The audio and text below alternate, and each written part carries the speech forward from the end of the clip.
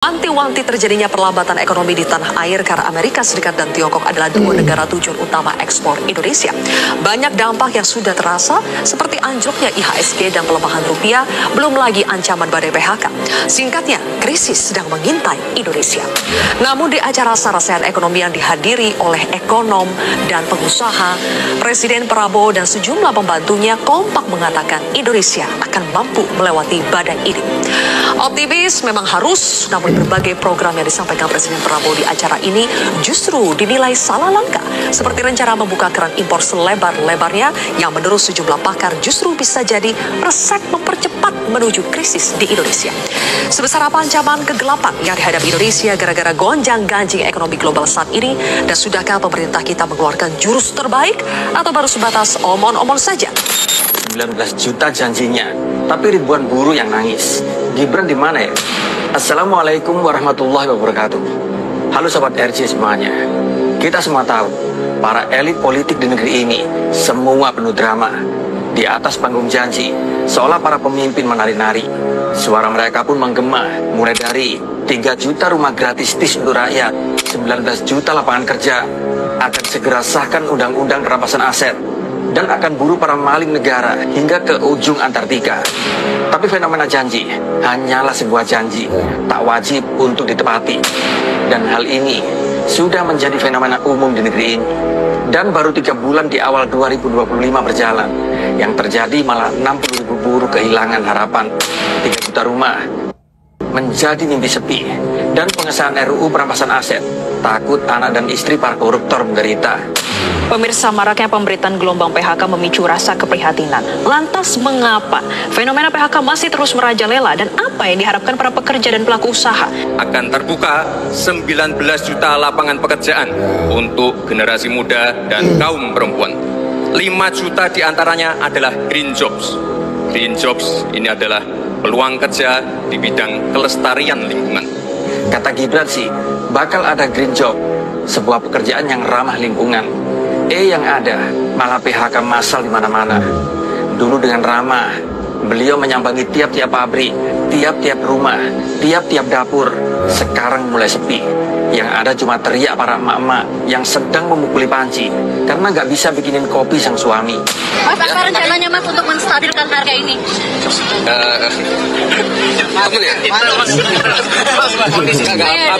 Akhir tahun kan memang harganya lagi naik semua nih ya. Masa awal tahun udah stabil ya. Nah, ini dari sisi konsumen ini. Di Banten, ribuan pekerja ditendang dari pabrik. Di Jawa Tengah, PT Sritek pun pamit untuk bubarkan diri. Dan di Jawa Barat, jangan ditanya deh, dari Yamaha sampai Sanken, semuanya pun mengambil langkah 1000 dan telah mem-PHK massal karyawannya. Semua pegawainya disuruh pulang, yang pengangguran pun kian semakin panjang. Dan kata pemerintah, kami mencatat kok, tapi yang dicatat cumalah 18.000. Sementara yang nangis di rumah, 60.000 karyawan yang dirumahkan. Dan yang tak tercatat, gimana nasibnya Pak? Data dikecil-kecilkan dari data sebenarnya. Kami sudah diajak berunding oleh pimpinan perusahaan yang menyatakan dampak daripada tarif Trump akan menghantam industri yang mereka jalani, terutama tekstil, garmen, sepatu, elektronik yang 100% ke Amerika ekspor, kemudian suku cadang otomotif, karet, sawit, dan beberapa pertambangan dan beberapa sektor lain. Nah, kalau udah diajak berunding, itu tanda-tanda pasti akan ada PHK. Ya, teman-teman, memang ya Indonesia was-was di dalam hal ini karena akan menuju krisis di dalam hal ini. Ya, di mana awal tahun 2025 saja sudah mencapai 60.000 ya buruh sudah terkena PHK. Dan ini artinya 60.000 sudah kehilangan pekerjaan. Bagaimana dengan kehidupan mereka? Bagaimana mengenai keluarga mereka? Tentu mereka butuh makan dan lain sebagainya, teman-teman. Nah, ini sesuatu hal yang sangat bertolak belakang yang terjadi sekarang ini dengan janji kampanye Wapres Gibran Raka Buming Raka, teman-teman, di mana dulunya berjanji akan membuka lapangan pekerjaan 19 juta. Dan banyak masyarakat yang mengapresiasi akan hal itu waktu dulu. banyak yang bertepuk tangan, banyak yang menyebutkan bahwa Gibran adalah seorang yang mewakili ya anak-anak muda menjadi seorang pemimpin yang memiliki cita-cita yang sangat tinggi, di mana membuka pekerjaan, lowongan pekerjaan, yang membuka lapangan pekerjaan sebanyak 19 juta. Nah, teman-teman, dengan kejadian sekarang di awal tahun 2025 saja, maka orang yang sudah bekerja pun tidak bisa dipertahankan. Malah sudah 60.000 orang sudah di PHK. Ini awal tahun 2025. Nah, tentu ya tahun-tahun atau ke depan ini tentu akan gelombang PHK akan semakin meningkat. Nah, ini menjadi satu perhatian bagi kita bagaimana, dan kita mendorong pemerintah supaya mencari solusi di dalam hal ini. Ya, jangan sampai rakyat menderita dan lain sebagainya. Oke. Di sini dikatakan, teman-teman, Konfederasi Serikat Pekerja Indonesia (KSPI) mencatat sekitar 60.000 orang pekerja terkena pemutusan hubungan pekerja atau PHK pada 2 bulan awal 2025 kemarin. Nah, ini ya teman-teman, di tahun ini pada 2 bulan ini sudah mencapai 60.000 orang pekerja terkena PHK. Presiden KSPI dan Presiden Partai Buruh Said Iqbal mengatakan korban PHK itu berasal dari 50 perusahaan. Salah satunya adalah PT Sri Rejeki Isman Tbk alias Sritek. Kemudian bisa dibilang ini adalah badai PHK pada sektor tekstil, garmen, sepatu, ya, elektronik, dan juga sektor padat karya lainnya. Tercatat lebih dari 60.000 orang ter-PHK, termasuk di dalamnya adalah PT Sritek, tapi tidak termasuk anak perusahaan, kata Said Iqbal di Jakarta Kamis 13 Maret, dilansir Antara. Nah, kemudian teman-teman, Said menyebut bahwa PHK dilakukan dengan berbagai sebab. Dari jumlah itu, 15 perusahaan melakukan PHK massal karena dinyatakan pilot. Selain Sritek, PHK ini dilakukan PT Aditek Cakra Widyata di Tangerang 500 orang, PT Karya Mitra Budi Sentosa di Pasuruan, Nganjuk dan Madiun 10.000 orang, dan PT Duta Cepat Pakar Perkasa di Surabaya 1.500 orang.